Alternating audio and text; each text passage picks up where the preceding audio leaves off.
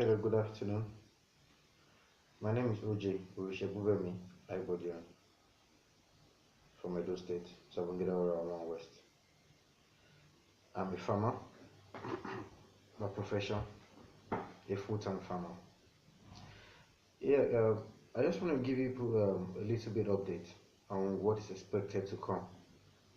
I realized in my years of buying and selling of plantain that it's taking it, hauling it from a farm, the process of taking it out of the farm, the process of buying from the farmers, the process of you now paying for lease, how you merge, because obviously most times you won't be able to take all the old truck compartments which are divided into sections. Um, the challenges along the way will also be discussed. How you know the right source, how you know the right plantain, because it's not just about going into the farms or you say someone tells you he has I have so amount of dozens, come, how much are you paying? You don't actually know how those plantains have what those plantains have gone through. You don't actually know when those plantains were harvested. You don't actually know how viably strong they are, because there are actually some plantains you need to leave on the tree to a particular period before you now harvest them. But due to the fact that a lot of we farmers, we we need money, because actually maintaining the farm and all those other things is quite a lot of challenge. So I believe there are lots of factors surrounding that aspect, so we can leave that for now. So what am I trying to do here? I noticed there's a bridge in the gap. There's a gap. So we're actually trying to bridge that gap. What's the gap? The plantain that gets to you the dealer, the plantain that gets to you the retailer, the consumer, the off-takers. The plantain that gets to you all, it takes about close to 6 different stages from us, we the source. I'm proud to say I'm a source now, because initially I was one of the farm gate agents. I have experienced what it takes to haul out plantain and distribute to Idioro, my 12 Zuba markets in Abuja and the rest of them. Now, in those markets I'm talking about, that's the city plantain markets, you need to understand there is a monopoly in that market.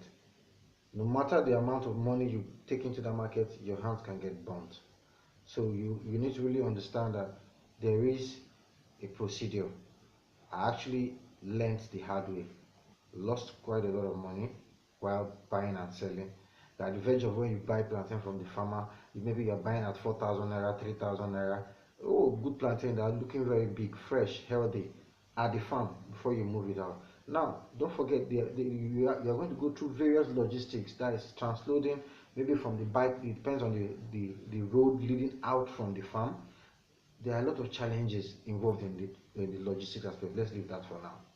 What I'm trying to make you understand is there is a lot of challenges if you don't understand the business. And number one key winner for this business is conquer logistics. You have conquered 70% of guarantee of getting good profit. Now, we need to know,